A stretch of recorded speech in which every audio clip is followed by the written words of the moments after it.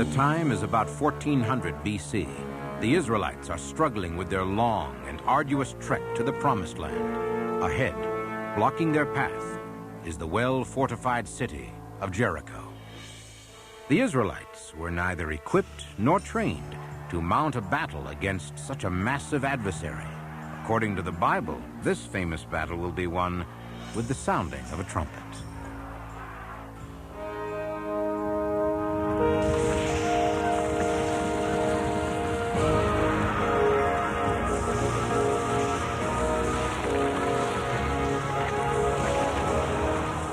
All the shouting and trumpet blowing in the world will not cause 15-foot thick walls to collapse. Stories like the walls of Jericho falling down at the blast of a trumpet are reasons people don't believe everything in the Bible. We have a great deal of evidence, scientific evidence, that the walls of Jericho have collapsed by an earthquake, just as described by the Bible. While Jericho is one of the oldest cities in the world, there's nothing on the site that relates it to the story of Joshua's conquest. Even though Jericho is one of the oldest cities in the world, with many towns built one on the other, we can very precisely date the city that was destroyed by the Israelites as described in the Bible. For 40 years, Moses led his people through the desert wilderness of the Sinai Peninsula, preparing them for the day they would enter Canaan, the Promised Land. It was now up to Joshua to enter and possess the Promised Land.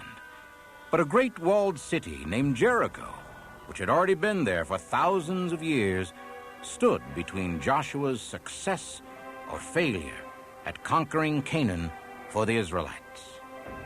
Joshua had none of the war machines capable of destroying or even penetrating a walled fortress. Only a miracle sent by God would do the job. And that miracle, according to the Bible, caused the walls of Jericho to come tumbling down with the sounding trumpets. Fact or fiction? Did it really happen? Biblical scholars believe that Joshua created the first Israelite army. Just as Moses had taken the slaves of Egypt and molded them into one people, so had Joshua made an army of fighting men out of farmers, potters, and tradesmen. Joshua's true name among his tribe of Ephraim was Hosea. Moses called him Joshua. The first test of the Israelite men-at-arms was not long in coming, for they were passing through barbarous and hostile country. Again! Again attack into the Amalekite center! Attack! In the name of Moses! In the name of Israel! In the name of God! Attack! At Amalek, the green troops of Joshua were bloody. It's written that while Moses kept his arms raised, they were victorious. When he dropped his arms, the fighting began to fail. Then Moses called for support to keep his arms upraised the whole day, and the new fighting force under Joshua gained its first victory. There is little doubt that Joshua also served as Moses' personal bodyguard. When the prophet went up the mountain to talk to God, Joshua alone accompanied him. There were many small encounters with raiders, bandits, and quarrelsome tribes. The Bible only mentions two more major battles while Israel was still in the wilderness. Heshbon, where the Amorites were severely defeated, and Bashan, where the cities and arrogant king were humiliated and crushed.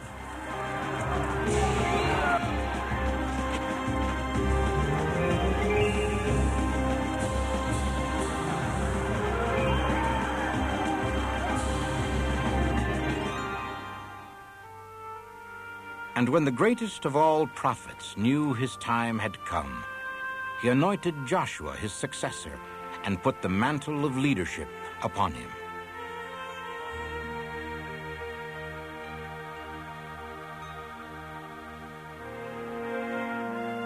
According to the book of Joshua, the Jordan River stopped flowing to allow the Israelites to cross into Canaan so that Joshua could ready his attack on Jericho.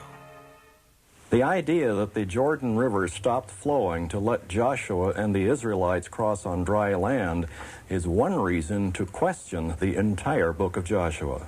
Normally, the Jordan River flows too swiftly to be crossed by foot. But often after earthquakes, the river is dammed, sometimes up to a couple of days, like it happened in 1906.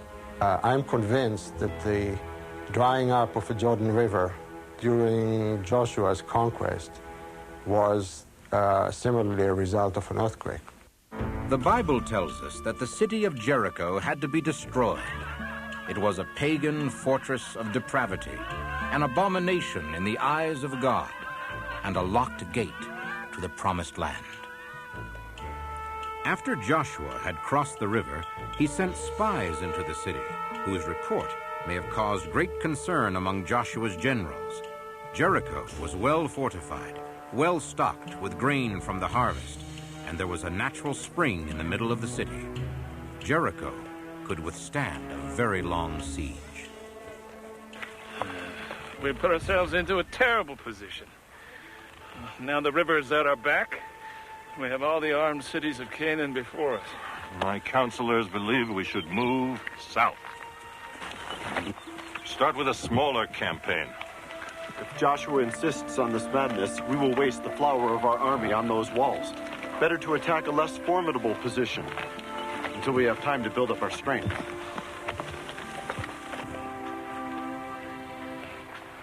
Good news. We have good news, worthy generals.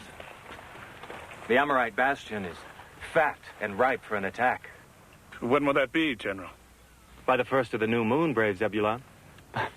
That is a mere 7 days away. God made the entire universe in less than that. 7 days, and Jericho will be ours. Have you some news from the city? Would they give in without a fight? Are they asking covenant of us? They scorn us and our presence. They're as strong and well supplied as we had imagined. They could withstand a siege of years. Then how do we make this powerful pagan fortress ours? Surely not by throwing ourselves against those high and remorseless walls. With faith, my able and worried commanders, God has spoken to me. And I will tell you the plans, for we begin at the break of dawn. By your leave, mighty Joshua, it will take weeks for us to strengthen our army. This victory will not come by the strength of our arms, but by the power of God. That is why there is to be no prize-taking, no looting, not one single armor of grain. No prizes, no rewards. If the city is full of grain, it would feed our people for months. Nothing, generals, is to be taken from the city. Our only purpose here is to destroy this abomination with the sword and with fire. Perhaps, great Joshua, we might know how the Lord would have us do his bidding. The ark will be called forth and placed in the center of the march. 7 priests with 7 trumpets will precede it. Each day, we will go forth in battle array and march around the walls once. No sound will come from the ranks. Only the blare of the trumpets will be heard. To the Israelites, undoubtedly the ark was their most sacred religious object, for it served as the footstool of the true God, and his divine presence was once visible there. Within the Ark of the Covenant were contained the 2 tablets upon which were written the 10 Commandments, Aaron's rod that budded, and a pot of manna that once fed the Israelites during their long wilderness journey. The Israelites believed that the Ark of the Covenant was responsible to allow them to walk across the Jordan River when it was miraculously dried up. The Ark of the Covenant was used when they surrounded the city of Jericho 7 times. The entire city fell into the ground, as archaeologists have verified. The Ark was used in battle after battle, and won victory after victory for the Israelites. For 500 years, the Ark was the most precious and sacred object in the world. The children of Israel followed it into battle and into the promised land. As long as the people could see the ark, they knew God walked among them. For 6 days, the line of march went silently around the great walls, except for the sounding of the trumpets by the priests.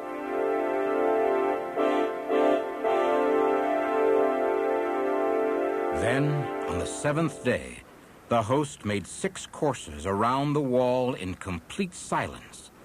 But at the end of the 7th march,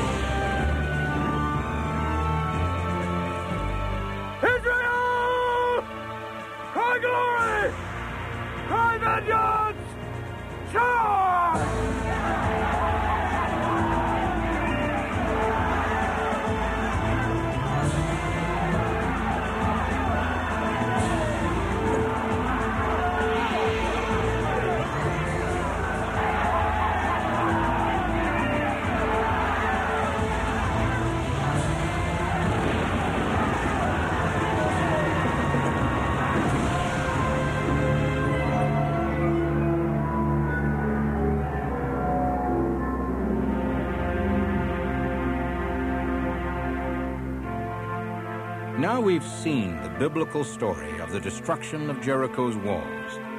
Is it possible that science can shed any light on the mystery of how it might have happened? And can they tell us when it happened by astronomical dating? Ancient people did not have clocks and calendars as we have today. They looked at the sky to tell time. Any date that was given was based on the phases of the moon, or the sun, or a combination of both. Astronomy is an exact science. Because of what we know about astronomy today, we can, with computers, go back and examine what these people said and duplicate it in the sky on a computer so that we can precisely date events. Using the references in the Bible, we've been able to determine that the walls of Jericho fell down on April the 9th, 1421 BC. This would make the first circle around Jericho on April the 3rd of the same year. We can determine this by a solar eclipse that took place on Joshua's long day 10 days later. As we look at the screen, we notice that at 12 noon, over that particular area, the sun was being eclipsed by the moon, as you can see. We have a great deal of evidence, scientific evidence, that the walls of Jericho have collapsed by an earthquake, just the way described in the Bible. The best evidence are the skeletons that were uncovered in Jericho, 1400 BC, which were obviously destroyed by a collapsed wall. For many years, scholars thought that the story of Jericho was a mythical legend. When the archaeological evidence is properly interpreted, however, we find it agrees with the Bible in an amazing way. Jericho was a very strongly defended city. It had 2 mud brick walls surrounding it. The archaeological evidence indicates that those mud brick walls collapsed, as described in the Bible, and probably that was due to earthquake. Remnants of that wall are still there today. In fact, I have one of the mud bricks right here. It's about 3,400 years old. Now, if you'll look at this archaeological reconstruction with me, I'll show you how that happened. The city was surrounded by an outer stone revetment wall about 12 feet high. On top of that was a mud brick wall about 18 feet high. This is what the Israelites faced as they marched around the city for 7 days, according to the biblical account. Behind those walls was a massive earthen embankment that surrounded the entire city. At the crest of that embankment was yet another mud brick wall about 18 feet high. On this embankment, there were houses constructed. As the archaeologists excavated within the city, They found abundant evidence that there was earthquake activity at the time the city met its end. When they excavated at the base of this outer stone revetment wall, they found piles of collapsed mud bricks, as we see here in the drawing. Now, even though these mud brick walls collapsed and fell, the stone wall, the 12-foot-high stone wall, is still there today. How did the Israelites get over that? Well, the way that the mud bricks fell, they formed a ramp so that the Israelites could merely go up over that ramp and into the city and set it ablaze. This gave ample evidence that the biblical account was entirely correct. In the Bible, we're told that the walls fell flat. Within the city, they found great quantity of grain. It was very evident that the end came just after harvest time. Again, this agrees with the biblical story. It's very unusual to find large amounts of grain in an ancient site. Here at Jericho, they found in almost every building great jars full of grain.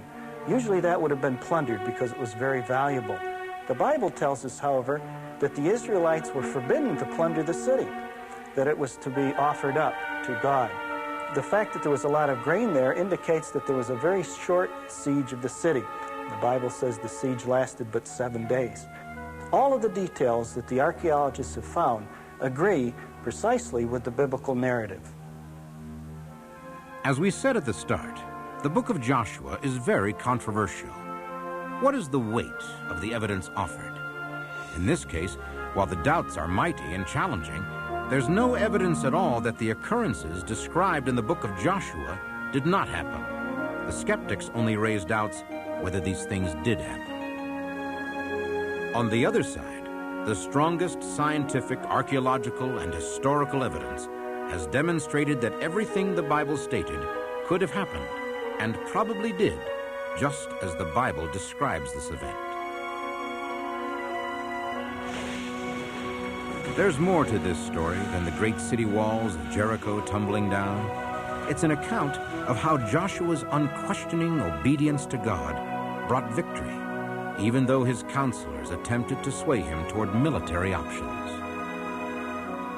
In today's modern world, does obedience to God's laws still impact our lives and change the course of nations? Something to think about.